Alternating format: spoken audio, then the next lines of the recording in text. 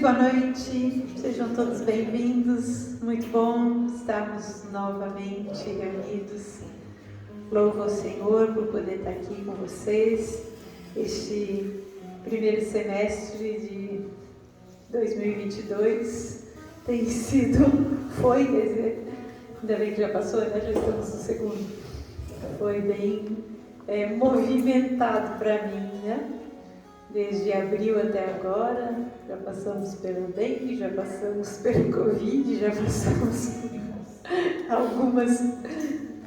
algumas situações aí conturbadas. Mas louvado seja o Senhor que nos dá vitória em tudo. O Senhor é Deus conosco, o Senhor é Deus gracioso e nós só podemos nos alegrar por pertencermos a um Deus de amor. Eu queria convidar vocês para nós abrirmos a palavra de Deus no Evangelho de João, no capítulo 15, nós vamos ler o versículo 16.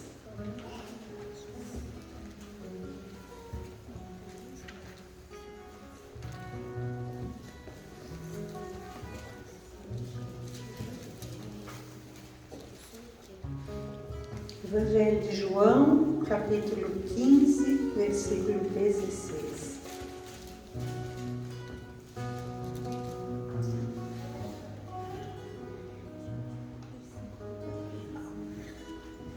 Assim está escrito: Jesus, falando com os seus discípulos, ele diz o seguinte: não foram vocês que me escolheram a mim, pelo contrário, fui eu que vos escolhi e vos designei para que vades e deis fruto, e o vosso fruto permaneça, a fim de que tudo quanto vocês pedirem ao Pai, em meu nome, Ele vos conceda. Amém? Nós estamos aqui, amados, porque o Senhor Jesus nos escolheu. Eu tenho pensado muito nos últimos dias a respeito de Jesus ser o nosso bom pastor e de nós de fato sermos ovelhas do seu pastoreio. Se somos ovelhas, nós ouvimos a voz do bom pastor e a voz do bom pastor é para nos conduzir para pastos verdejantes, para águas de descanso, ou seja, para um bom lugar.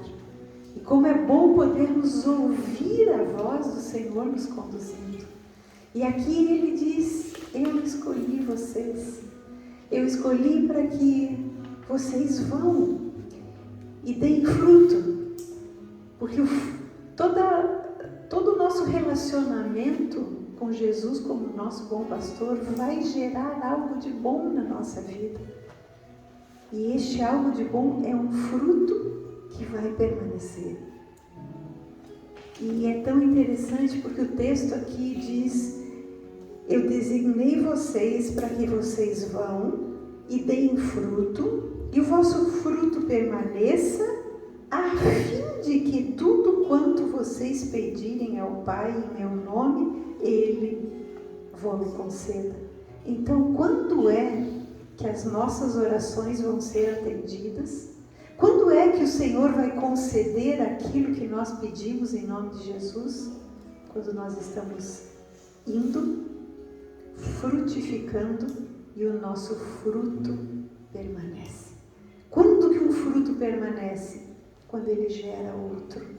Nós podemos dizer que um fruto permaneceu quando ele alcançou mais uma geração, alcançou mais uma pessoa, alcançou mais um trabalho. Isso é um fruto que permanece.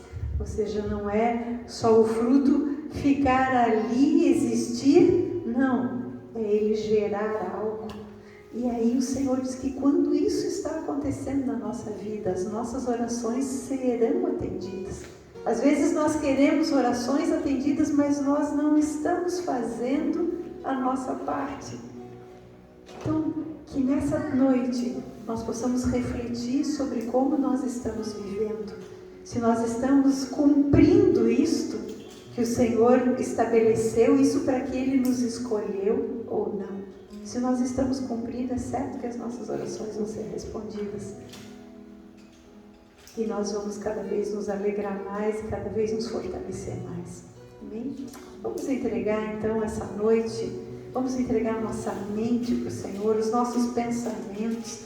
Vamos permitir que esse Espírito Santo que habita em nós, que Ele fale conosco de uma forma que a gente ouça. Ele fala, mas às vezes a gente não ouve, porque o nosso ouvido está tapado por tantas outras vozes, principalmente as vozes dos nossos pensamentos.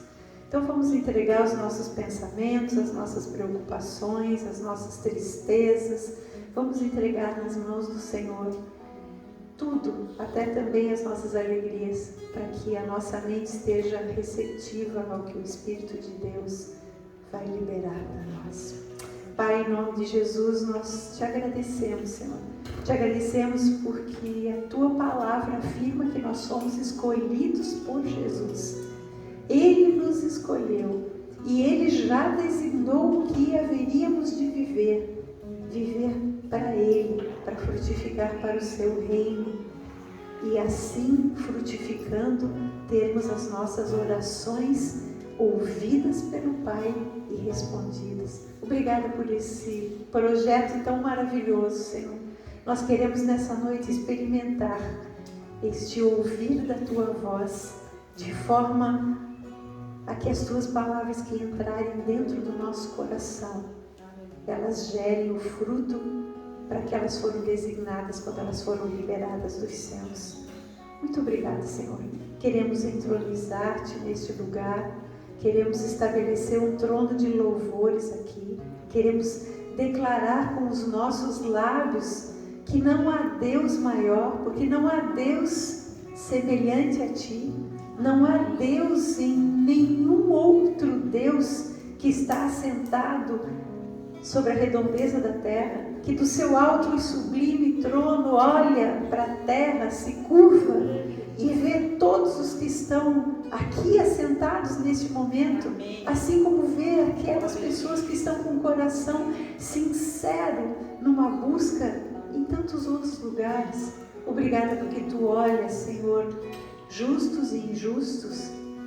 Tu olhas aqueles que creem em Ti e os que não creem, porque o Teu olhar é de amor para alcançar todas as vidas. E obrigada também porque Tu olhas para os fiéis da terra, e nós estamos aqui como fiéis, Senhor, como aqueles que são fiéis ao Teu chamado, à Tua voz. Obrigada por isso, Senhor. Recebe a nossa adoração, Senhor. Recebe o nosso louvor. Nós cremos no Teu poder e na Tua soberania, que agem através do amor. Em nome de Jesus. Amém?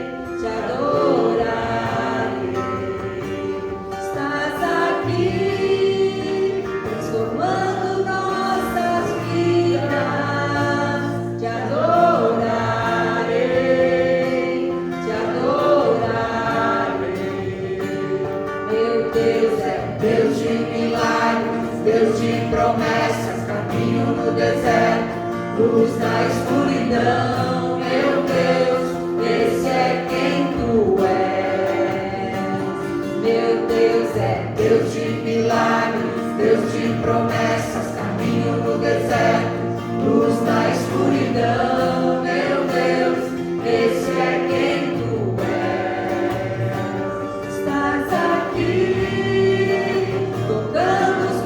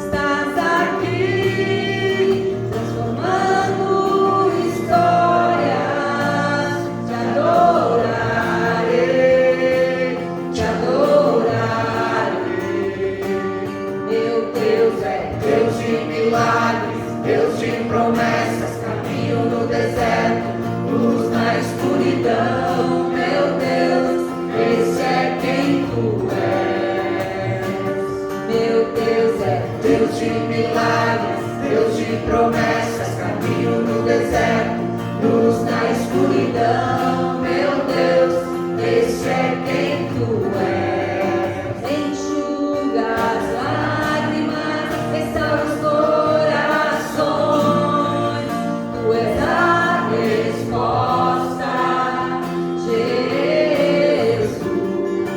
Enxuga as lágrimas, restaura os corações, tu és a resposta, Jesus.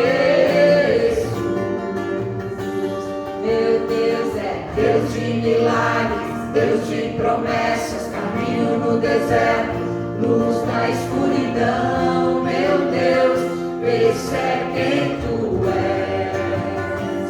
Meu Deus é Deus de milagres, Deus de promessas, caminho no deserto, luz na escuridão, meu Deus, esse é quem tu és. Meu Deus é Deus de milagres, Deus de promessas, caminho no deserto, luz na escuridão, meu Deus, esse é quem tu és. Amém, Senhor. Este é quem tu és, Senhor, um Deus de milagres, um Deus que abre caminho no deserto, um Deus que nos sustém durante o deserto, um Deus que dessedenta aquele que está cheio de sede, aquele que está como terra seca, aquele que está sem rumo. Tu és aquele que nos mostra o caminho. Obrigada, Senhor, porque Tu estás abrindo um caminho no deserto, Tu estás fazendo uma nova estrada no ermo, Senhor, porque Tu és Deus de vida, e onde Tu estás a vida superabunda, Senhor. Obrigada por isso. Nós estamos aqui porque cremos, Senhor, cremos no poder do Teu amor, cremos neste poder de cura, de restauração, de transformação, mesmo que os nossos olhos não vejam, Senhor, mesmo que os nossos ouvidos não ouçam, Mesmo, Senhor, que nada ao nosso redor mostre que Tu estás agindo, nós cremos que Tu és um Deus de ação, um Deus que dos céus está, Senhor, fazendo tudo aquilo infinitamente mais do que pedimos ou pensamos, porque há um poder Teu que opera nas pessoas. Senhor, por isso nós colocamos diante de Ti todos aqueles que se chamam pelo Teu nome. Senhor, todas as pessoas que um dia tiveram uma experiência com Jesus, uma experiência de conversão, uma experiência de receber uma cura, uma libertação, um toque, uma revelação. Senhor, que haja sede nos corações, que haja compromisso contigo, Senhor, que haja acima de tudo reverência a quem Tu és, um Deus de respostas, um Deus de caminhos, um Deus de cura, um Deus de libertação, um Deus de restauração, um Deus de graça, de misericórdia, um Deus de perdão, um Deus de salvação, um Deus de santificação. Este é o nosso Deus. Obrigada, Senhor. Nós Te agradecemos. Obrigada por tudo que Tu és. Obrigada, Senhor, por podermos ensinar tudo aquilo que Tu és para as nossas crianças, Senhor. Obrigada pelas crianças que perseveram, pelos pais que perseveram em trazer os seus filhos, Senhor. Pelas crianças que estão aqui sendo ensinadas, Senhor, porque Tu tens preparado neste lugar um ensinamento para as crianças. Obrigada por isso, Senhor. Nós Te agradecemos. E chamamos aqui as crianças aqui à frente, assim como a Angelita, que vai estar com as crianças ministrando o ensino da Tua palavra, aquele único ensino que não pode ser roubado, Senhor, aquilo que não pode ser tirado de dentro delas, Senhor. Muito obrigada. Obrigada, Pai. Louvamos a Ti de todo o coração e pedimos, ó Pai, que a Tua graça venha, Senhor, que a Tua luz venha, que a Tua luz brilhe, abra os olhos dessas crianças, para que todos reconheçam quem Tu és, para que todos possam olhar para o alto. O nosso socorro vem do Senhor, daquele que fez o céu e a terra, daquele que é soberano sobre todas as coisas. Que as crianças possam Te contemplar, Senhor, e possam Te ver, e possam enxergar e crer, Senhor, porque crendo eles perseverarão, Senhor. Em nome de Jesus, abençoamos também a vida da Angelita, Senhor, que a Tua graça, a Tua sabedoria seja derramada sobre a vida dela, ela possa transmitir para essas crianças todo o ensinamento que está vindo dos céus, de forma a ficar gravado nos corações. Muito obrigada, Senhor. Obrigada pela disposição dela, da Tânia. Nós abençoamos a Tânia, o Marcos, que passou por cirurgia no dia de hoje, Senhor. Nós abençoamos a vida dele, a restauração, a recuperação. Obrigada, Senhor.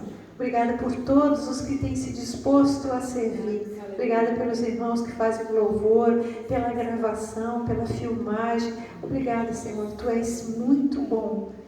Obrigada por todos aqueles que Tu tens colocado para caminhar lado a lado conosco. Nós Te agradecemos. Em nome de Jesus. Amém. Deus abençoe vocês.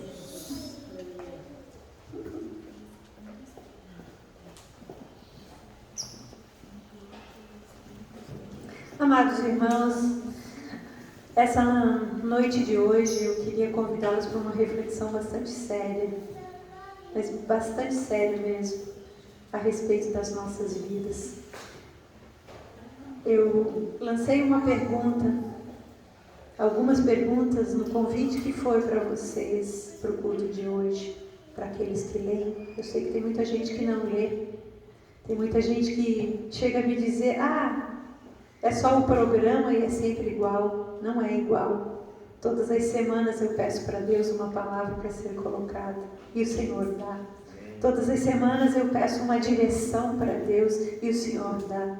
E a direção para o dia de hoje está numa pergunta: por que é que nós estamos aqui?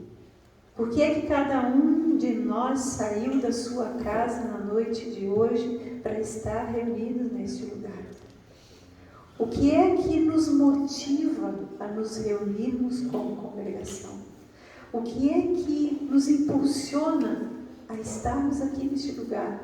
É o amor ao Pai. É o desejo de cultuar ao nosso Deus, a esse Deus que nos escolheu. É a intenção de servir. É a alegria de pertencer à família de Deus. O que é que nos move? Hoje nós vamos refletir sobre o que impulsionou os primeiros discípulos a seguirem Jesus. Porque a verdade é que aquele chamado que eles ouviram há mais de 2000 anos atrás é o mesmo chamado que está sendo lançado para nós hoje. Eles foram os primeiros discípulos de uma nova era, porque nós sabemos que tudo mudou a partir do nascimento de Jesus Cristo, até a designação da era, antes de Cristo, depois de Cristo. A partir de Jesus Cristo, algo novo começou. E neste novo que se iniciou, Jesus chamou pessoas para segui-lo. Aquelas pessoas foram companheiros de Jesus naquele primeiro século dessa nova era. Mas nós estamos aqui porque fomos chamados por Jesus. Como nós lemos no Evangelho de João, não foram vocês que me escolheram, fui eu que vos escolhi. Fui eu que chamei vocês e dei uma designação para vocês. Aquele propósito por qual aqueles primeiros discípulos foram chamados há mais de 2000 anos atrás é o mesmo hoje. E tem que ser a motivação para nós estarmos reunidos neste lugar. Se a nossa motivação não for aquela, nós estamos com a motivação errada e é tempo de corrigir. É tempo de corrigir porque já se passaram mais de 2000 anos. Estamos muito mais próximos da volta de Jesus do que estavam aqueles discípulos no primeiro século da era cristã. Então, não há mais tempo para se brincar, não há mais tempo para se deixar o dia correr, não há mais tempo. E nós que estamos à frente, nós que somos aqueles que Deus levanta para ministrar a palavra, nós temos a responsabilidade de alertar. E é isso que eu gostaria de hoje nós abrirmos o nosso coração para entender como foi aquele primeiro chamado, o que aconteceu e o que é para acontecer hoje, de forma que nós reflitamos sobre como nós estamos vivendo, porque ainda há tempo de revermos a nossa caminhada. Ainda há, mas eu não sei se vai haver amanhã, nem na semana que vem, nem no mês que vem. Mas hoje há. Então que hoje seja um momento de decisão para cada um de nós. Amém? Vamos abrir a palavra de Deus no Evangelho de Mateus, no capítulo 4. Nós vamos dar uma passeadinha ali no Evangelho de Mateus, para nós entendermos. Então eu gostaria que todos vocês parassem para pensar, se colocar no lugar, naquele momento, onde Jesus, depois do seu batismo, depois que ele foi levado pelo Espírito ao deserto para ser tentado e venceu com a palavra, Jesus então inicia a trajetória dele dentro da sua missão.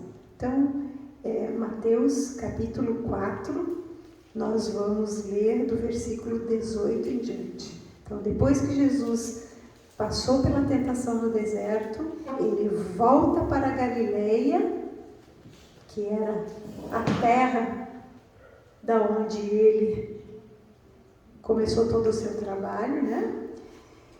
Foi morar em Cafarnaum. Nazaré era a cidade dos seus pais, mas ele sai de Nazaré e ele vai para Cafarnaum e ali inicia todo o trabalho de Jesus Cristo. Versículo 18 diz assim: caminhando Jesus junto ao mar da Galileia, ele viu 2 irmãos, Simão, chamado Pedro, e André, que lançavam as redes ao mar, porque eram pescadores. E disse-lhes: vinde após mim, e eu vos farei pescadores de homens. Então eles deixaram imediatamente as redes e o seguiram. Versículo 21. Passando adiante, viu outros 2 irmãos, Tiago, filho de Zebedeu, e João, seu irmão, que estavam no barco em companhia de seu pai, consertando as redes, e chamou-os. Então eles, no mesmo instante, deixando o barco e seu pai, o seguiram. Aqui nós vemos Jesus, então, voltou para Cafarnaum, vai andar junto ao mar da Galileia. Lá estão pescadores e ele chama André e Pedro e diz: venham após mim e eu vos farei pescadores de homens.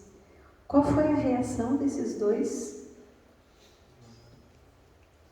Qual é a palavra que está escrita ali no versículo 20? Imediatamente eles deixaram as redes e seguiram Jesus. Mais adiante, um pouquinho adiante, num outro barco, ele vê 2 outros irmãos junto com seu pai que estavam consertando a rede de pesca. E Jesus olha para eles e chama-os. Qual foi a reação deles? No mesmo instante, eles o seguiram. Gente, será que essas pessoas, eles sabiam o que estava por vir? Será que eles sabiam o que eles iriam vivenciar com Jesus? Gente, naquela época, existiam muitos mestres, existiam muitos rabis pregando muitas mensagens. Como é que eles identificaram Jesus? Como é que eles simplesmente ouviram Jesus e seguiram? Existe uma coisa que eu acho que é um grande diferencial para a nossa geração, gente. É que aqueles 4, pelo menos, né? André e Pedro, Tiago e João, eles eram judeus. E como judeus, eles esperavam o Messias. Como judeus, eles sabiam que o seu povo vinha passando há muitos e muitos anos. Como judeus, eles eram explorados pelo governo romano. Como judeus, eles pagavam altos tributos da sua pesca, viviam de uma forma quase que miserável, só se sustentando com a sua pesca. Como judeus, eles ansiavam por justiça. Eles ansiavam e eles tinham o conhecimento de uma palavra que afirmava que um dia viria o Messias. Então, naquele momento, onde Jesus aparece para eles, aqui não diz que eles tinham ouvido Jesus pregar. Nesses textos do Evangelho não diz que eles primeiro escutaram a palavra da pregação de Jesus para depois, não, ele prega bem. O que ele está pregando é verdadeiro? Não. Foi algo espiritual. Por quê? Porque eles estavam sempre atentos à vinda do Messias. Havia no coração deles um desejo de que o Messias voltasse. Havia um desejo de que se cumprisse a promessa de Deus. Havia uma confiança de que Deus iria cumprir as suas promessas. As suas profecias dadas pelos que eles tinham conhecimento, que fazem parte do Antigo Testamento, das Escrituras, isso vibrava dentro deles, a tal ponto que naquele momento, quando Jesus os chamou, aquilo testificou no seu coração e não houve dúvida. Gente, pensem vocês, Pedro tinha família, né? Tinha esposa. Porque mais para frente a gente vai ouvir falar na sogra de Pedro. A sogra de Pedro morava em Cafarnaum, né? Pedro tinha a sogra morando com ele. Até hoje existe lá ruínas da casa da sogra de Pedro em Cafarnaum. Nós estivemos lá vendo. Isso existe lá, do lado de uma sinagoga, que certamente Jesus pregou naquela sinagoga. Então, Pedro era casado. Ele tinha a sua esposa e tinha a sua sogra que provavelmente morava com eles. Ele tinha responsabilidade. Como que ele larga tudo e segue Jesus? Certamente existia um conflito dentro dele, né? Poxa, mas o seguir o mestre, o ser escolhido pelo mestre, era muito maior do que qualquer outra coisa. E a mesma atitude nós vemos em Tiago e João.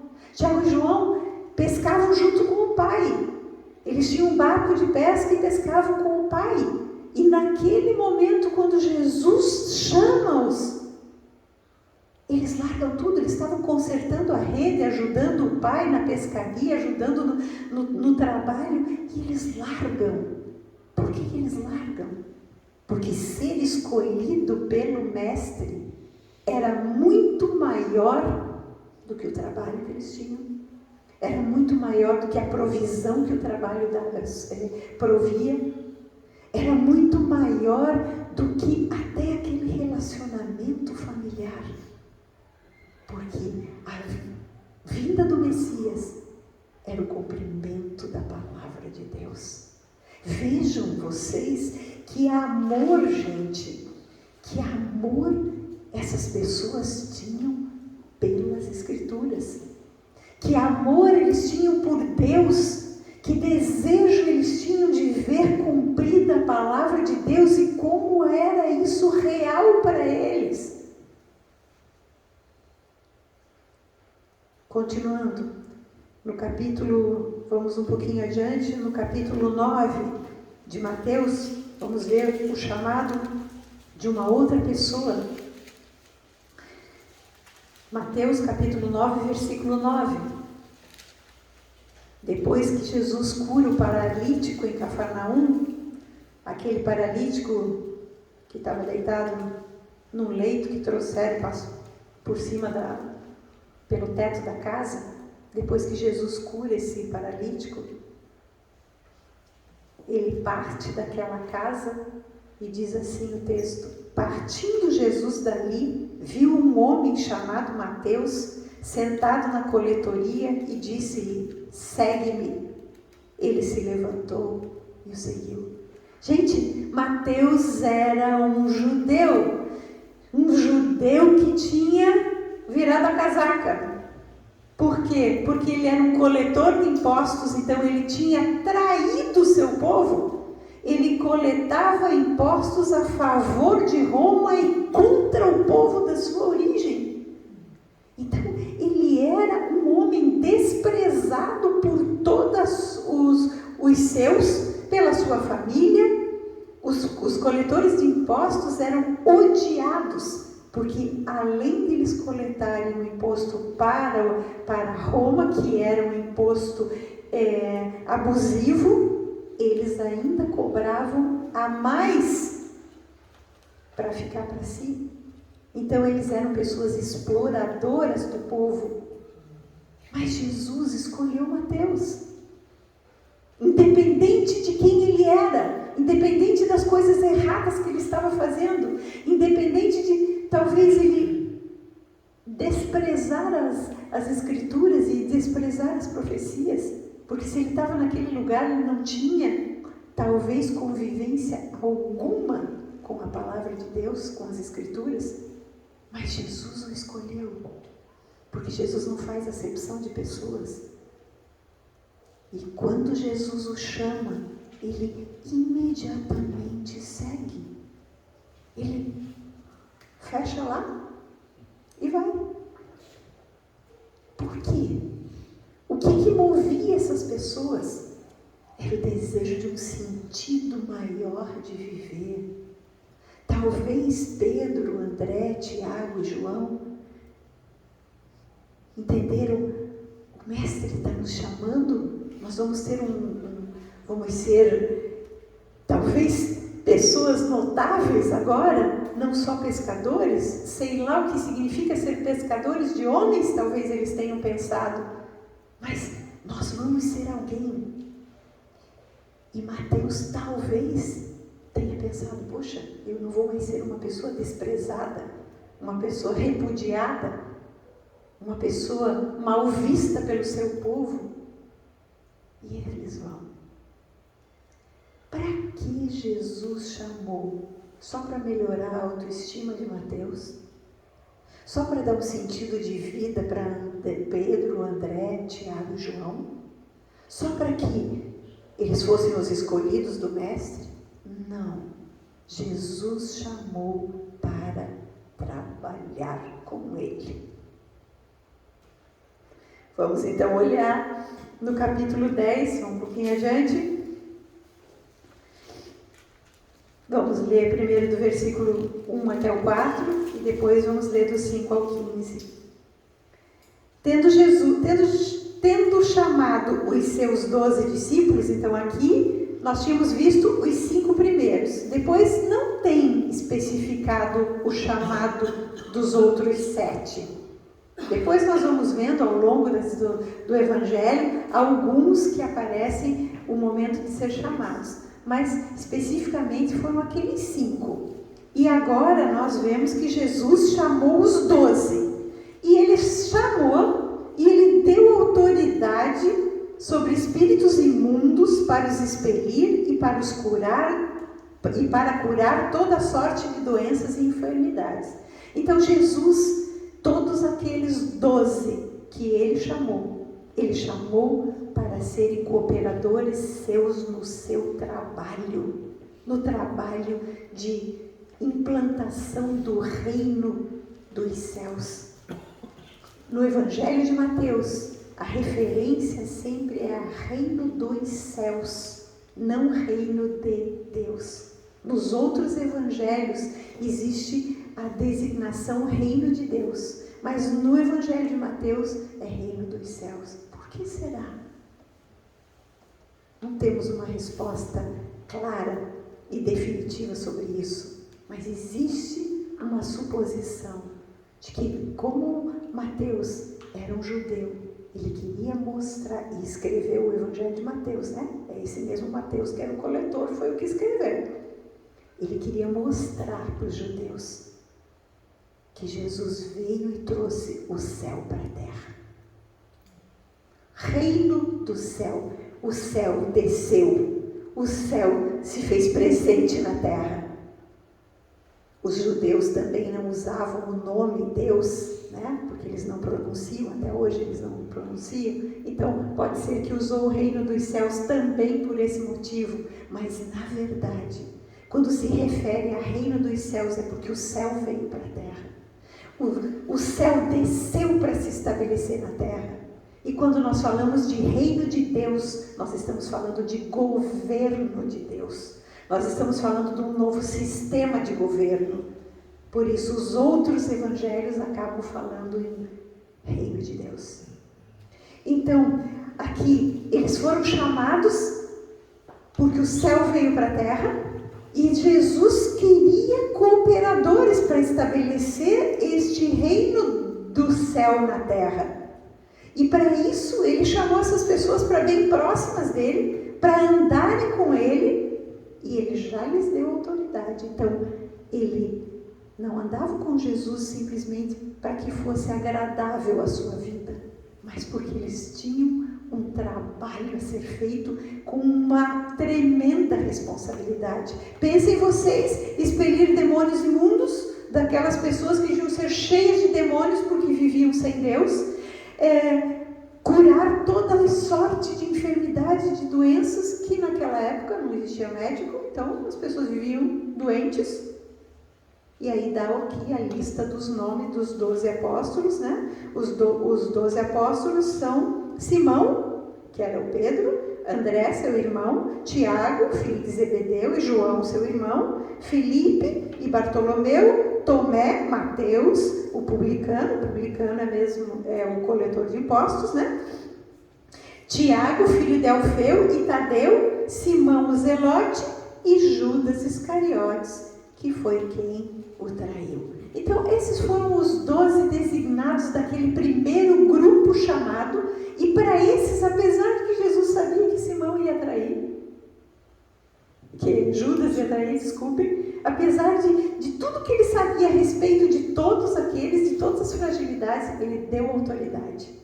Vocês estão a meu serviço, vocês são meus cooperadores. E aqui vamos trazer para nós, todos nós aqui fomos chamados não para melhorar a nossa vida, também para melhorar a nossa vida, também para curar, também para restaurar, também para libertar, também para dar um sentido, mas para trabalhar com Cristo.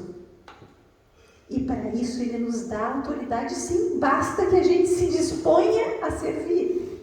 Ninguém vai dar autoridade para quem não quer trabalhar, mas para quem quer trabalhar, existe um derramar de autoridade. Agora vejam que trabalho eles tinham que fazer. Vamos ler do 5 em diante. A estes 12 enviou Jesus. Então Jesus chamou, Jesus deu autoridade, quer dizer, Jesus escolheu, Jesus chamou, Jesus deu autoridade e determinou o que eles deveriam fazer. Não tomeis rumo aos gentios, nem entreis em cidade de samaritano, mas de preferência procurai as ovelhas perdidas da casa de Israel. Todos esses 12 discípulos eram judeus. E no primeiro momento, o trabalho deles era resgatar as ovelhas perdidas da casa de Israel, aqueles que tinham se desviado dos caminhos do Senhor. E à medida que seguides, versículo 7, pregai que está próximo o reino dos céus. Então, o que eles tinham que fazer? Eles tinham que procurar as ovelhas e dizer, olha, o reino dos céus chegou. Aquele reino esperado, aquele reino profetizado, aquelas promessas todas de Deus que os profetas, que nós conhecemos dos livros dos profetas, elas estão para se cumprir. Porque o reino dos céus chegou. E aí, como que o reino dos céus vai se manifestar? Curem os enfermos, ressuscitem mortos, purifiquem leprosos, expilam demônios, de graça recebeste, de graça dais. Não vos provereis de ouro, nem de prata, nem de cobre nos vossos cintos, nem de alforje para o caminho, nem de 2 túnicas, nem de sandálias, nem de bordão, porque digno é o trabalhador do seu alimento. E em qualquer cidade ou povoado em que entrardes, indagai quem neles é digno, e ali ficai, até vos retirardes. Ao entrar na casa, saudai-a. Se com efeito a casa for digna, venha sobre ela a vossa paz. Se porém não for conforme para vós outros, não for, torne para vós outros a vossa paz. Se alguém não vos receber, nem ouvir as vossas palavras, ao sairdes daquela casa ou daquela cidade, sacudi o pó dos vossos pés. Em verdade vos digo que menos rigor haverá para Sodoma e Gomorra no dia do juízo do que para aquela cidade. Então, eles foram designados, gente, para trabalhar. Quanto trabalho! Pregar que o reino dos céus está chegado, curar enfermos, ressuscitar mortos, purificar leprosos, expelir demônios, dar o que eles tinham. O que eles tinham?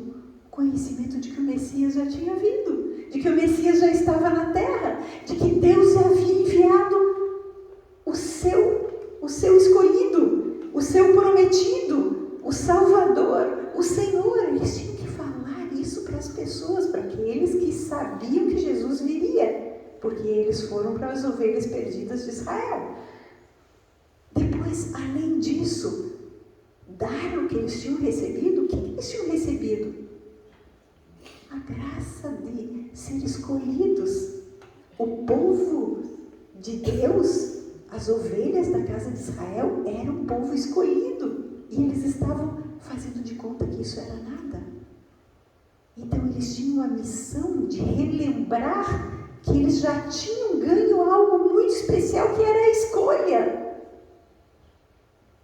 Gente, se o Evangelho de Jesus Cristo chegou até nós, Se alguém falou de Jesus para nós, no momento em que nós estávamos com o coração aberto, seja por qual razão tenha sido, o Senhor nos escolheu. Nós somos ovelhas do seu pastoreio. E nós estamos valorizando isso? Ou nós fazemos de conta que é qualquer coisa? Hoje eu não estou com vontade de ouvir a palavra de Deus, hoje eu não quero cantar, hoje eu estou cansada, eu trabalhei demais, o meu dia foi muito puxado, hoje estou com dor de cabeça. Hoje eu tenho uma festinha para ir, um aniversário, hoje eu tenho que trabalhar uma hora extra. E aquele que chamou fica esperando. Eles fizeram isso? Não. Por isso o Evangelho chegou até nós, gente. E será que o Evangelho vai chegar para os meus netos, para os meus bisnetos? Será que o Evangelho vai chegar para a geração que está nascendo hoje? Se nós ficarmos acomodados, não vai chegar para geração nenhuma.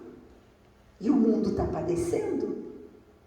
As pessoas estão morrendo. Vocês sabem que existem pessoas morrendo de depressão. Sabem que existem crianças de 11, 12 anos pensando em suicídio. Vocês sabem que existe uma crise de ansiedade generalizada no mundo hoje? Medo de tudo. Além do medo, existe uma letargia. As pessoas não querem mais trabalhar. As pessoas não... se possível, ganhar dinheiro o mais rápido possível, da forma mais simples possível, com o menor esforço possível. Não existe mais honra de filhos para com pais. Os mais velhos são relegados. A opinião dos mais velhos não vale mais porque é ultrapassado. Agora a gente tem na internet todas as informações. Não precisa mais do conselho da avó, da mãe. Não precisa mais. Eu puxo aqui, aqui tem a disciplina tal, não sei o que tal, eu posso educar meu filho desse jeito, daquele jeito, não preciso conselho de ninguém. Então a vivência nossa não vale mais. Nós estamos vivendo neste mundo de uma total desvalorização de tudo e de todos. E para onde essas pessoas vão? Porque elas estão contra a palavra de Deus. A palavra de Deus diz para honrar os cabelos brancos. A palavra de Deus diz para respeitar pai e mãe. A palavra de Deus diz para os filhos obedecerem os pais. A palavra de Deus diz para cuidar do órfão, da viúva. E o que nós estamos fazendo? Nós estamos vendo um mundo desmoronando e nós estamos parados, letárgicos. Por quê, gente? Porque não amamos a palavra de Deus, não amamos a promessa. Muitos nem conhecem, mas muitos conhecem e fazem de conta que não conhecem. Porque é melhor ficar distraído com qualquer outra coisa aí que a internet mostra. Tão bom botar lá e ficar escutando sem o menor esforço. Vamos olhar, gente, alguns detalhes desse chamamento de Jesus para os primeiros discípulos, que é válido para nós hoje. Jesus buscou pessoas para acompanhá-lo e trabalhar com ele na implantação do reino dos céus. Ele poderia ter feito tudo sozinho. Ele poderia fazer assim, e tudo ia acontecer. Ele poderia chegar num lugar e fazer assim e todo mundo se convertia. Todo mundo ficava curado. Todos os demônios sairiam correndo porque ele era Deus. Mas não. Ele escolheu ser auxiliado por pessoas. Por quê? Porque o nosso Deus é um Deus relacional. Porque o propósito de Deus é de ter uma família na terra de filhos semelhantes a Jesus. O propósito de Deus não era que o filho dele reinasse sobre todos sem pedir ajuda para ninguém. Jesus é rei e reina e vai reinar sobre todos, mas ele quer reinar com todos nós. Veja que valor que nós temos. Como nós estamos encarando este valor que o Senhor nos deu? Jesus, ele buscou pessoas simples. Por quê? para mostrar que o que importa é ter fé no coração e amor. Ele não foi buscar as pessoas num ambiente religioso especial, não. Aquele lá, aquele é um devoto, aquele é um que jejua, aquele é um que faz isso, que faz aquilo, que sabe todas as escrituras. Não. Ele foi buscar pessoas no seu ambiente de trabalho. Ele foi buscar pessoas simples que são trabalhadoras. Por quê? Porque Jesus não quer gente preguiçosa com ele. Aquelas pessoas que ficam, ai Jesus, e agora Jesus? Como é que vai ser, Jesus? Ai, será? Acho que não, dá muito trabalho. Ai não, nós vamos ter que montar toda semana esse equipamento aqui. É isso que nós temos que fazer, gente. Vocês sabem disso? Toda semana nós temos que montar e desmontar, porque esse aqui é um espaço que nos é cedido. Nós não podemos deixar isso montado aqui. Nós temos que desmontar, temos que guardar. Se a gente fosse pensar de uma forma egoísta, nós não faríamos nada disso. Para que nós vamos montar todas as semanas um equipamento e depois as pessoas resolvem não vir porque estão cansadas? Se nós formos levar dessa forma, nós não fazemos nada. Por isso Jesus escolheu pessoas trabalhadoras. Eles estavam trabalhando no mar da Galileia, na sua função cotidiana, naquele cotidiano de cada um, pescando para ganhar o seu sustento, para ter o que dar de comer para a sua família, para poder vender o seu peixe, para poder comprar as outras demais coisas. Então Jesus procura pessoas que gostam de trabalhar. Então nós temos que perguntar, eu gosto de trabalhar? Eu quero trabalhar para o reino de Deus? Então, o Senhor vai me confiar algo na minha mão. Mas se eu não gosto de trabalhar, se eu estou mais preocupada com a minha vida pessoal e com o meu lazer pessoal e com a minha tranquilidade pessoal, não vou receber nenhuma incumbência de Deus. Certamente que eu não vou. Porque Jesus não escolheu pessoas que estavam desocupadas. Simplesmente por isso. Não é que eu estou fazendo julgamento de alguém, é o que a palavra de Deus diz. E aí, quando Jesus escolhe essas pessoas, ele apresenta um convite. Ele diz, venham após mim. Ele não fez uma exigência. Venham, senão vocês vão morrer. Não. Venham, porque senão vocês serão punidos por Deus. Não. Venham após mim. Não disse qual seria a condição, não disse o que teria que acontecer. Mais tarde ele até falou, né? Mas num primeiro momento, não. E é interessante que ele chamou André e Pedro, Tiago e João, eram pessoas que a gente não pode, biblicamente, falar de nada contra eles. Eram trabalhadores que estavam buscando o sustento da sua família. Tiago e João estavam trabalhando junto com o pai, então certamente eram filhos que se entendiam com o pai. Então, pessoas, vamos dizer, de uma vida honesta, uma vida honrada, uma vida de trabalho. Mas Jesus também chamou Mateus, que não era tão honesto assim. A vida dele não era tão honrada assim. Ele chamou também Maria Madalena, aquela que tinha 7 demônios, que ele expeliu 7 demônios dela.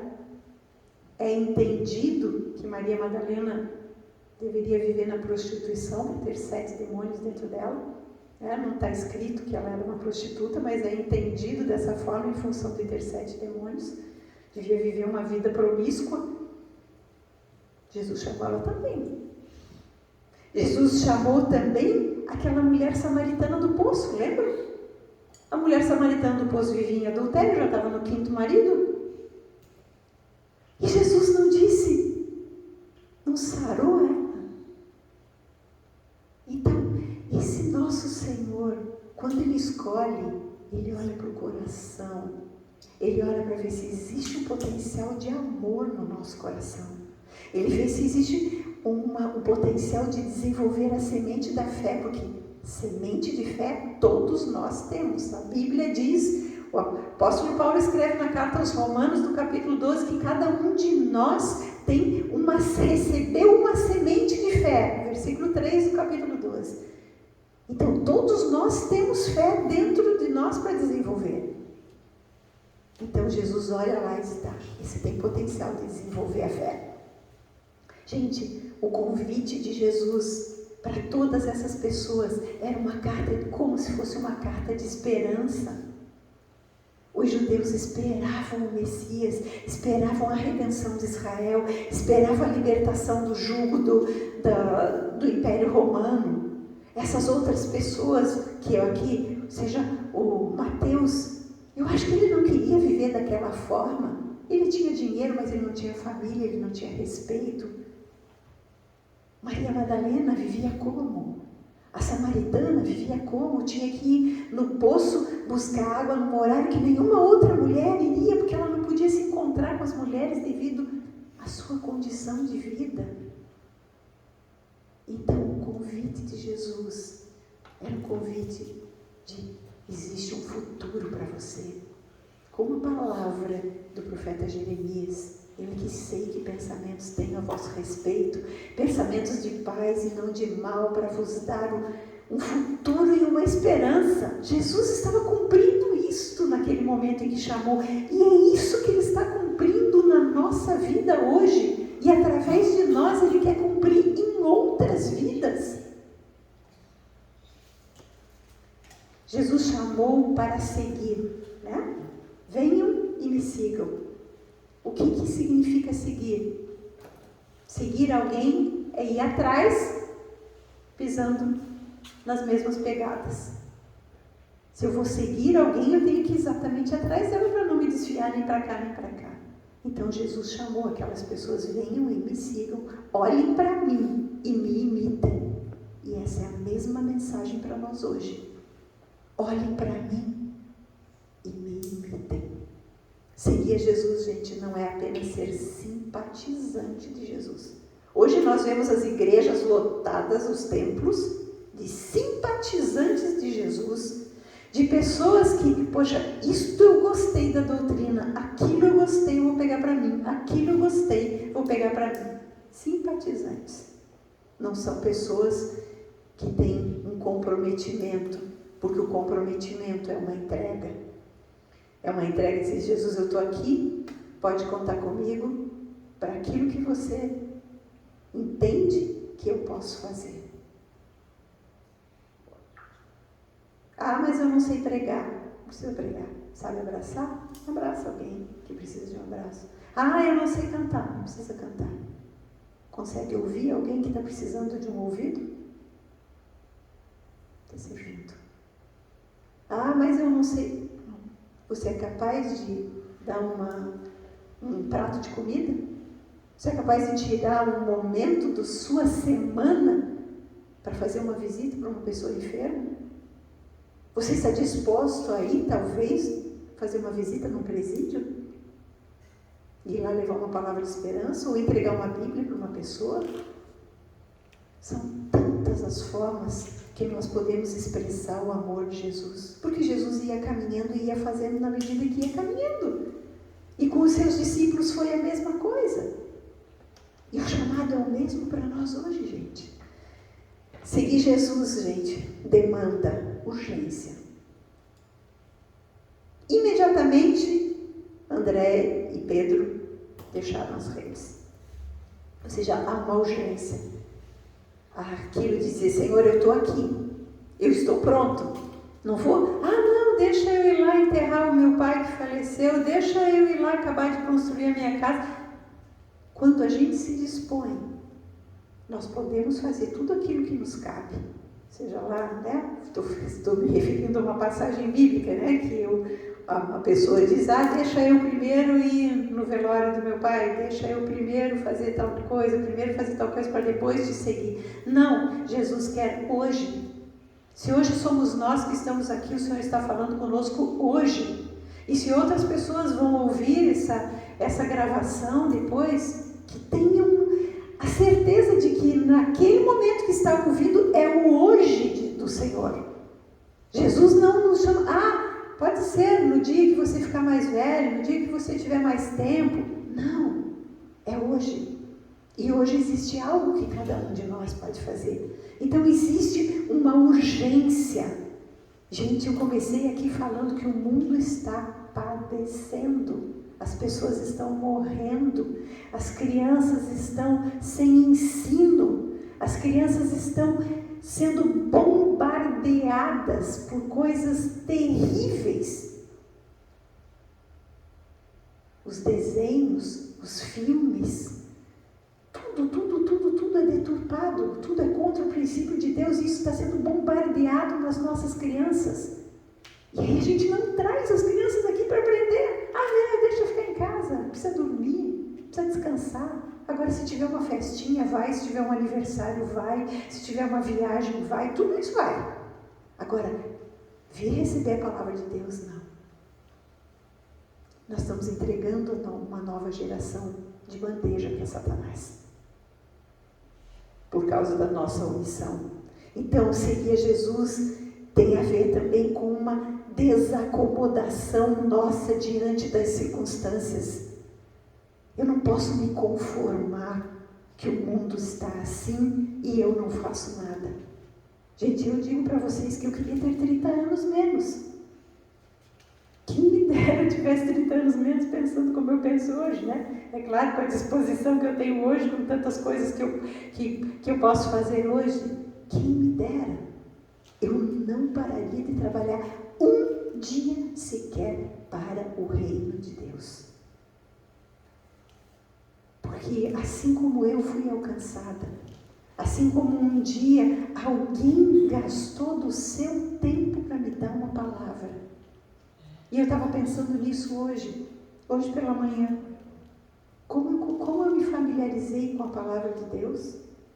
A pessoa que me apresentou o Evangelho era um rapaz. Eu não podia ficar conversando com o rapaz, eu sendo uma mulher casada, com 2 filhos pequenos. Então, o que eu recebia? Um bilhetinho assim, com uma referência bíblica. Cada vez que eu ia levar os meus filhos para a aula de natação. E aí, aquele rapaz me dizia, leia isso, Deus vai falar com você. E Deus falava. E assim eu fui me familiarizando com a palavra de Deus. Assim eu fui aprendendo a manusear a Bíblia. Depois, claro, eu fui buscar livros, fui buscar mais coisas, porque daí aquilo despertou um desejo dentro de mim de saber mais, e eu fui buscar.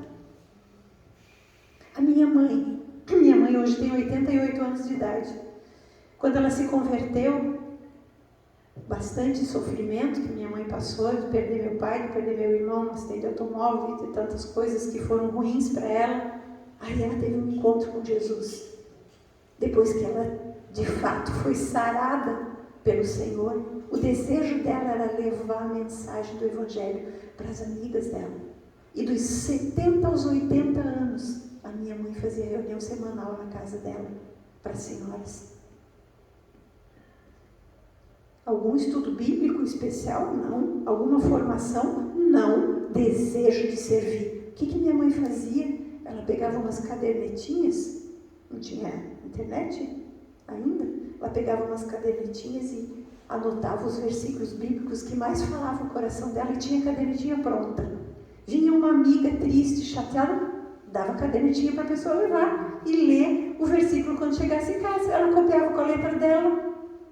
Então não dá para dizer que nós não podemos servir. No início a minha mãe fazia reunião usando os meus estudos, aqui os estudos das mulheres que a gente fazia aqui. Depois de um tempo ela disse, Luísa, não precisa mais, agora eu estou preparando sozinha. Muito bem. E passava da mesma forma como foi comigo, que passei os primeiros estudos todos sob a avaliação do pastor para ver se estava tudo certo, se eu não estava fazendo alguma coisa errada. Minha mãe submeteu ao pastor dela. E aí ela foi honrada, e aquelas pessoas, quantas daquelas hoje já faleceram, das amigas dela? Todas salvas. E aí?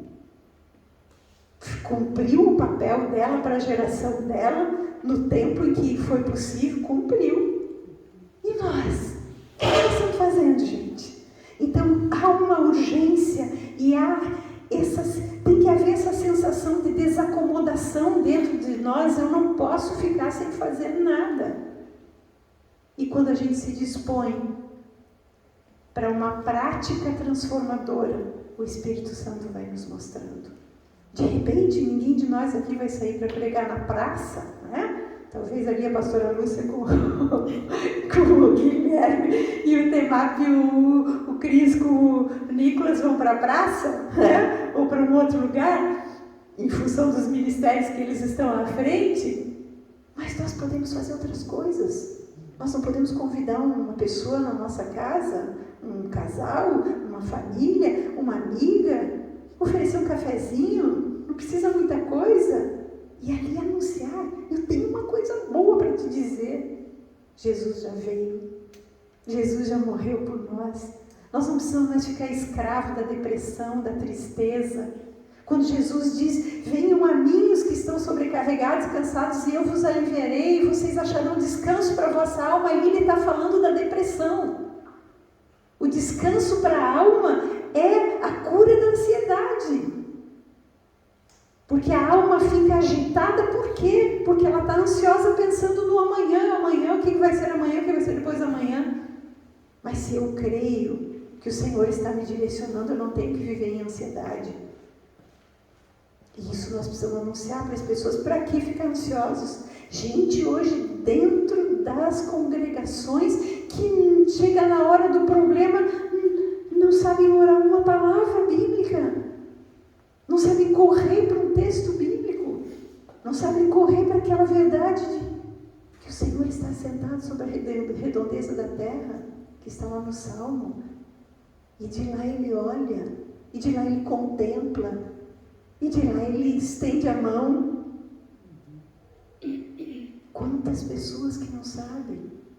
Por quê? Porque não lê a Bíblia, porque não traz Bíblia, veio numa reunião como essa, não traz Bíblia, só vê Bíblia no celular, daí a Bíblia no celular você não tem como ver mais versículos ao mesmo tempo, porque quando a gente abre aqui, ó, são 2 páginas, eu tenho um monte de coisa para ver.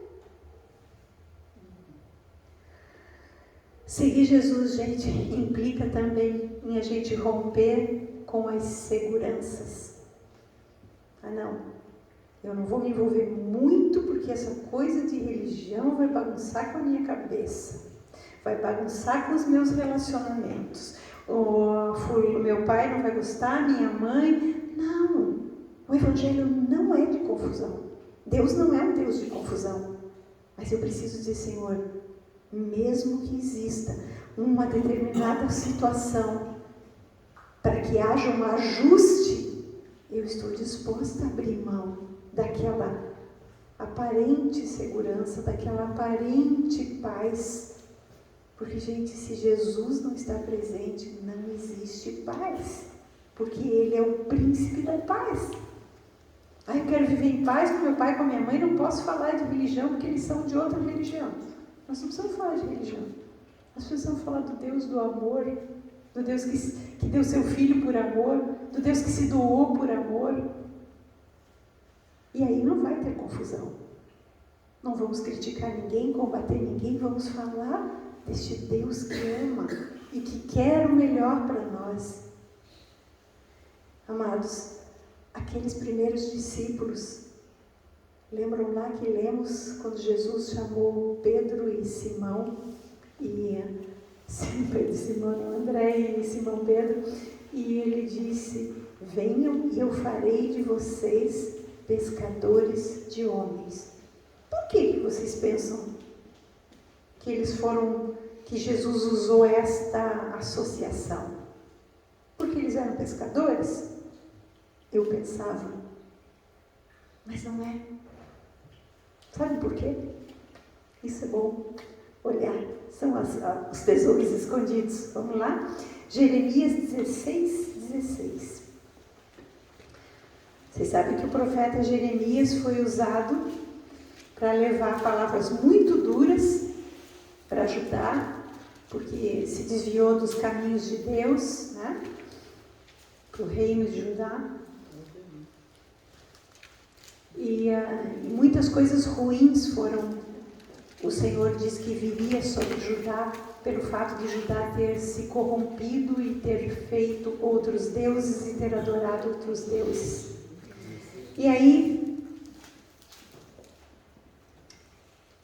no capítulo 16 de Jeremias, depois de falar sobre o castigo, Deus diz que haveria uma esperança para aquele povo.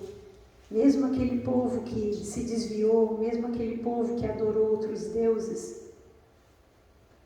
Versículo 16. Agora, porém, envio muitos pescadores que os pescarão, diz o Senhor. E depois envio caçadores que os caçarão nos montes e nas cavernas. Então, havia uma profecia, através do profeta Jeremias, de que num tempo Deus enviaria pescadores para pescar o seu povo. Então, quando Jesus diz aqui, eu vou fazer de vocês pescadores de homens, ele já estava se referindo ao cumprimento desta profecia. Era chegado o momento dele enviar os pescadores para pescar as ovelhas perdidas da casa de Israel. A linguagem de pesca era uma linguagem, claro que conhecida, porque eles ali, principalmente aquele povo que vivia ao redor do mar da Galileia, eles viviam da pesca, então era uma linguagem conhecida tanto dos pescadores, os que praticavam a pesca, como das pessoas que se proviam do fruto da pesca, né? Dos peixes pescados. Então era uma linguagem fácil de entender, mas ela, para aqueles que conheciam as Escrituras, ela estava se referindo ao cumprimento de uma profecia. É chegado o reino dos céus. Agora Deus vai enviar os seus pescadores para pescar as ovelhas perdidas da casa de Israel. Mas existe algo mais, gente, para nós entendermos agora, trazendo para as nossas vidas. Vamos para o Evangelho de Mateus, para o capítulo 13. Existe uma parábola contada por Jesus a respeito do reino dos céus, e ele compara o reino dos céus, Mateus capítulo 13, versículos 47 a 50. Jesus diz o seguinte: o reino dos céus é ainda semelhante a uma rede que, lançada ao mar, recolhe peixes de toda espécie. E quando já está cheia, os pescadores arrastam-na para a praia e, assentados, escolhem os bons para os cestos e os ruins deitam fora. Assim será na consumação do século. Sairão os anjos e separarão os maus dentre os justos e os lançarão na fornalha acesa. Ali haverá choro e ranger de dentes. Gente, os pescadores pescariam as ovelhas perdidas, mas os pescadores, aqui agora nessa parábola, são todos os propagadores do Evangelho. Porque, na verdade, lançar a rede é espalhar a boa notícia de que o Salvador já veio. E essa boa notícia é para ser espalhada por toda a terra, para pescar todo mundo. Só que de todos esses pescados pela palavra do Evangelho, todos os que se convertem, nem todos serão aprovados no dia do juízo. Todos vão entrar na rede, todos vão se converter, mas alguns serão considerados bons e outros serão considerados ruins no dia do juízo final. Não somos nós que vamos fazer essa separação. Aqui está escrito que os anjos farão a separação. E que aí, aqueles que forem bons irão para o reino eterno, E os que forem maus serão lançados na fornalha acesa, e ali haverá choro e ranger de dentes. Aqui nós podemos fazer um paralelo com Mateus 25, com a separação entre os cabritos e as ovelhas. E aí nós podemos entender quem serão os peixes bons, que serão separados naquele juízo final.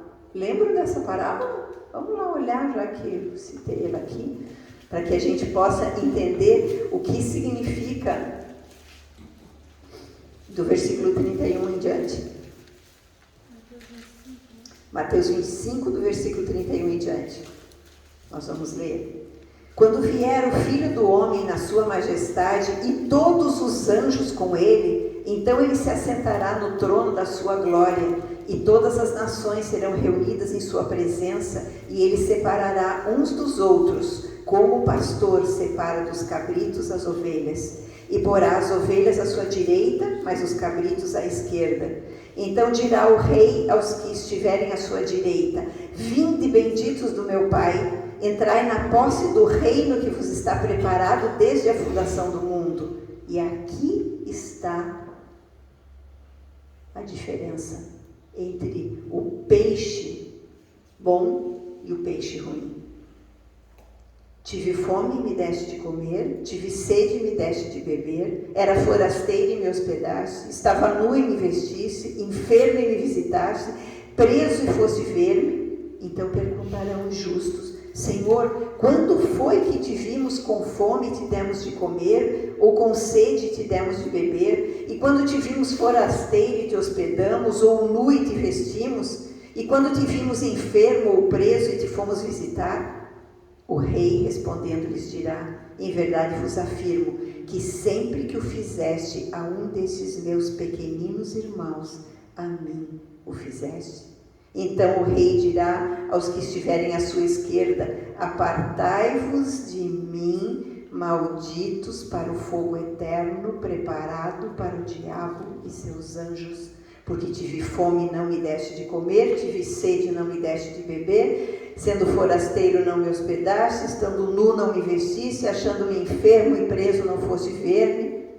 Então ele perguntou: quando foi que te vimos com fome, com sede, forasteiro, nu, enfermo, preso e não te assistimos? E ele responderá: em verdade vos digo que sempre que deixaste de fazer a um desses mais pequeninos, a mim o deixaste de fazer. E irão estes para o castigo eterno, porém os justos para a vida eterna. Então, amados, o que nos cabe fazer neste nosso tempo? Atrair pessoas com a mensagem do Evangelho, falar para elas que Jesus já veio, que o Pai amou o mundo de tal maneira que deu o seu Filho para que todo que nele crê não pereça, mas tenha vida eterna. Nós precisamos anunciar isso, de forma a atrair as pessoas para ouvirem as verdades e para se prepararem para esse acontecimento final. E se chegar naquele dia e as pessoas disserem: mas ninguém me falou nada, vai cair sobre nós, gente. Nós vamos prestar contas das palavras que falamos, mas também daquilo que deixamos de falar. Aquilo que nós conhecemos e sabemos e nos omitimos. Nos omitimos por preguiça, por cansaço, por egoísmo, por preocupar-se só com as suas coisas, por deixar o Evangelho de lado, por achar: ah não, eu só vou no culto quando eu estou precisando de uma palavra que me dê um ânimo. Não, a gente vem aqui para ter material para poder repartir. A gente vem aqui para receber, para entrar no nosso coração, para que depois, quando a gente sai daqui, a gente possa alcançar outras vidas nessa pesca grandiosa. Todos nós somos pescadores de homens, todos nós. E como nós estamos vivendo? Como nós estamos fazendo? Amados, só passando rapidamente, só vou citar aqui, lembro da história do gadareno, aquele que estava lá nos túmulos e tal, lá que vivia perdido lá, com uma legião de demônios, Jesus vai até ele, liberta. E aquele homem liberto, se vocês forem ler o texto, está lá em Lucas 8 ou em Marcos 5, aquele homem liberto, ele diz: Jesus, eu quero ir contigo. E Jesus disse: não, você não vai comigo. Por que Jesus disse que não? Se aquele homem que foi liberto de um monte de demônio, ele devia ter... A gente ia pensar, agora tem que fazer cura, libertação, restauração disso, daquilo. E isso nós vamos fazer hoje. Não, agora tem que passar por uma sessão de restauração, tem que passar por um aconselhamento, por isso. Não, Jesus disse: vai, volta para a tua casa. Por quê? Porque ele tinha 10 cidades, a região de Decápolis inteira. Decápolis, polis de cidade, deca de 10 cidades ele tinha para levar o evangelho. Então ele era um testemunho vivo, porque as pessoas sabiam que ele vivia lá no meio do cemitério e agora ele era um homem transformado. As pessoas diziam: tá, mas esse não era aquele? Era, agora não é mais. Então Jesus tinha para ele uma missão longe de Jesus. Jesus continuou seu caminho. Jesus só foi lá, restaurou a vida do gadareno e disse: agora vai, agora é contigo. E nós? Fomos restaurados, fomos libertos, fomos curados, estamos fazendo o quê?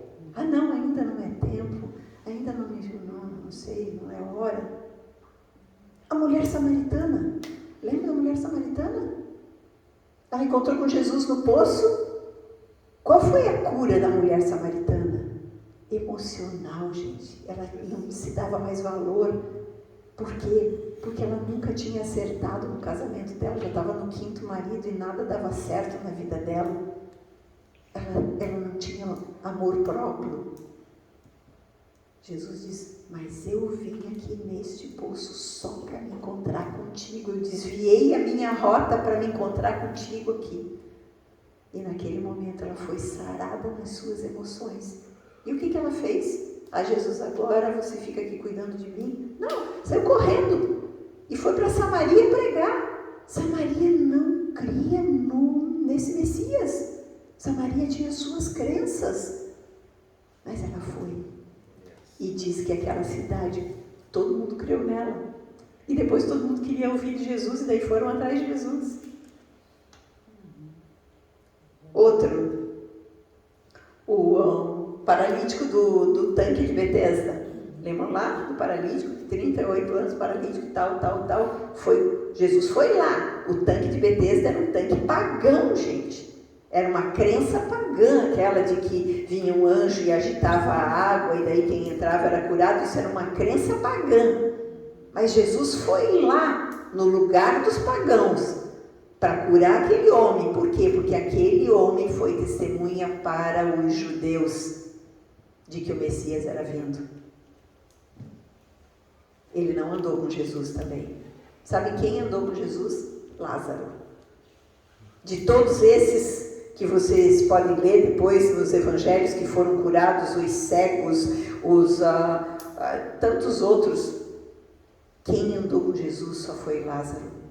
Eu não sei porquê, hoje eu estava pensando nisso, eu acho que porque só Lázaro estava preparado para sofrer ameaça de morte, porque Lázaro foi perseguido para ser morto. Os judeus queriam matar Lázaro por causa do testemunho. Ele não precisava testemunhar nada, ele estava vivo. As pessoas sabiam que ele tinha sido morrido, sepultado, que ele tinha morrido e que tinha sido sepultado. E de repente ele está vivo, andando. Então ele não precisava abrir a boca. A vida dele, o caminhar dele era um testemunho. E os judeus queriam matá-lo. Mas ele andou com Jesus. Ele estava com Jesus ao lado. Ele estava preparado para morrer, ele já tinha morrido uma vez, ele estava preparado para morrer de novo. Não importava se quisessem matá-lo. Então, gente, e nós? O que representa na nossa vida o barco? O que representa na nossa vida hoje a rede? Será que nós queremos largar a rede? Eu vou ficar segurando na minha rede? Ele, não vou largar, não. Eu dou uma olhadinha para Jesus e digo, ó, Jesus, cuida de mim, mas eu vou ficar aqui e continuar no meu barco agarrado na minha rede. Vamos pensar, o que está nos impedindo de sermos testemunhas de Jesus em todo o tempo? Vejam, gente, eu não estou falando de discurso bíblico. Quem teve um encontro com Jesus teve a vida transformada. E quem teve a vida transformada tem algo para dar. Quem tem o Espírito de Deus dentro de si tem algo para dar. Tem o fruto do Espírito para oferecer para as outras pessoas. Como nós temos vivido o nosso chamado, gente, porque cada pessoa que está aqui recebeu um chamado. Senão não estaria aqui. Cada pessoa que se dispõe a ouvir o Evangelho é porque está ouvindo uma voz chamando, ouça o Evangelho, ouça o que eu tenho para te dizer. Mas lembrem-se, tudo, Jesus nos chama para trabalho. Amém? Como nós temos repartido aquilo que a gente já recebeu de Jesus? Nós temos testemunhado da graça, nós temos testemunhado do amor, nós temos descansado de que Ele sabe o que é o melhor.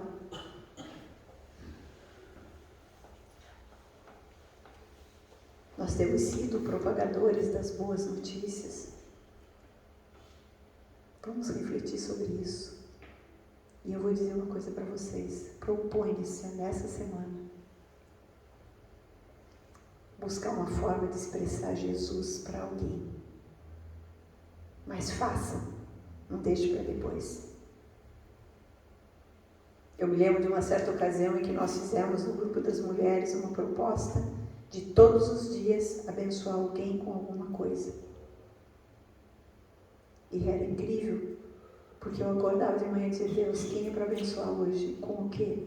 E Deus mandava alguém na porta da minha casa pedir uma coisa, ou me dava a oportunidade de conversar com alguém, de tirar um tempo com uma pessoa, porque havia uma disposição no meu coração de abençoar, de repartir aquilo que eu tinha recebido, que eu tenho recebido. Vamos fazer esse propósito. E vamos fazer um propósito. Gente, não é que eu queira ver esse lugar aqui cheio de gente porque eu quero membros. Não é nada disso.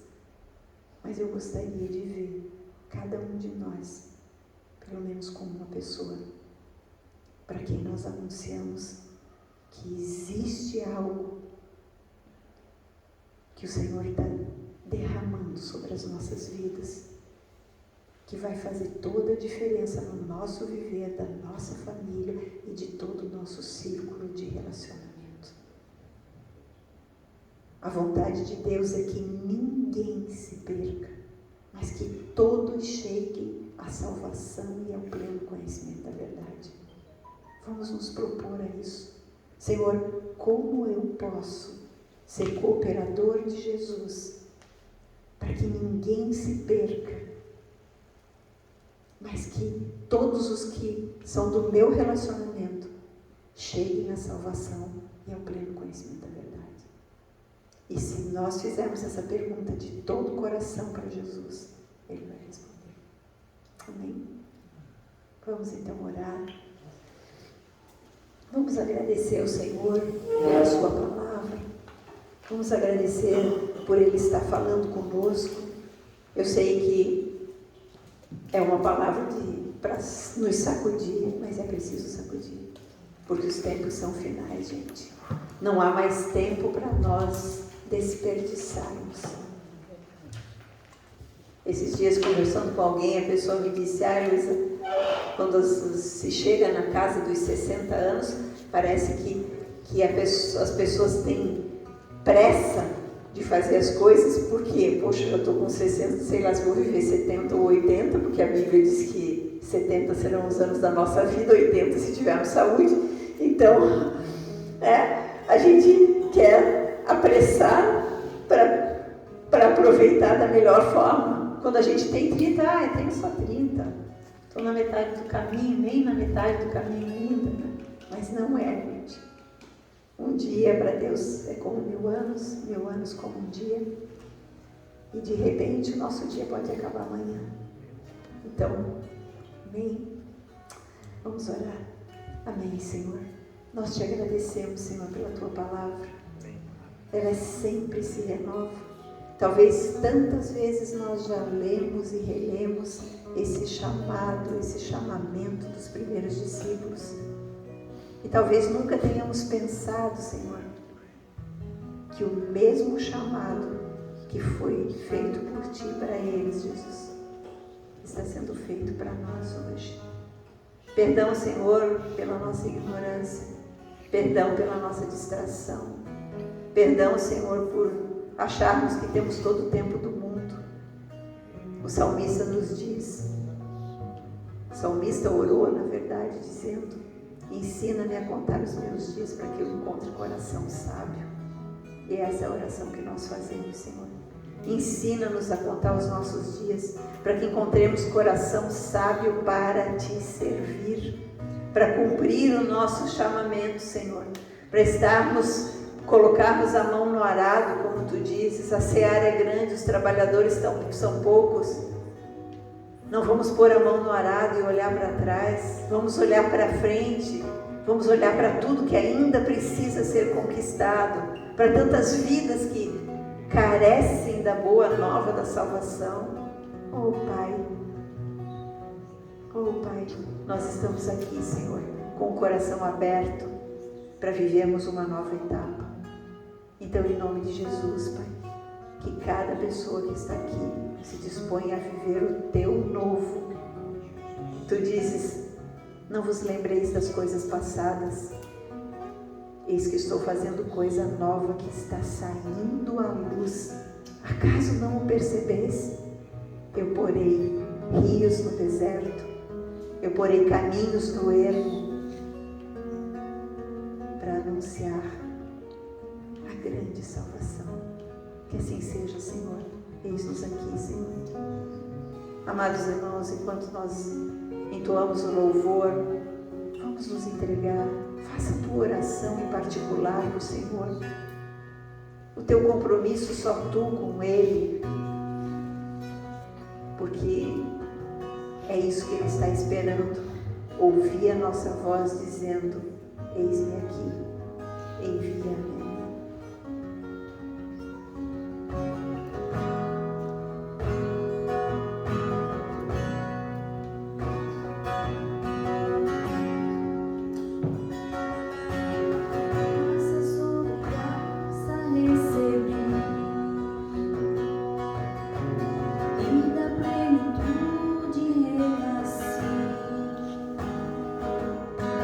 Quando atraído me encontrei no amor de Deus,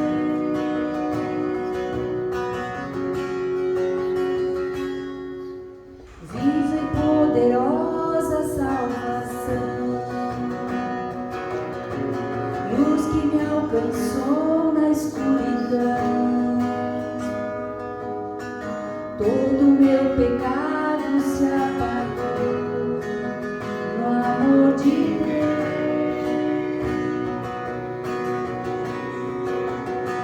logo eu, um pobre pecador, logo eu, tão fraco e tão devedor, logo eu, de graça recebi o amor de Deus.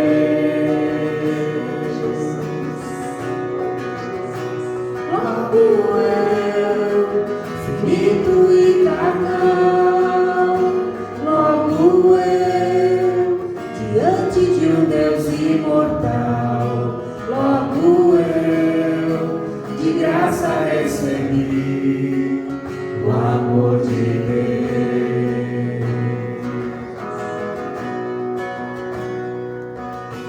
Graça sobre graça recebi, e da plenitude renasci.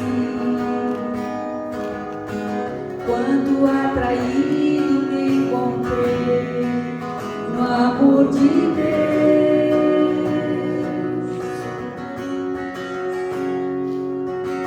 Viva e poderosa salvação, luz que me alcançou na escuridão.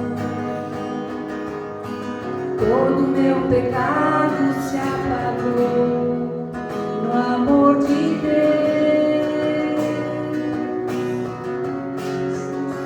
Logo eu, um pobre pecador, logo eu, tão fraco e tão devedor, logo eu, de graça recebi o amor de Deus.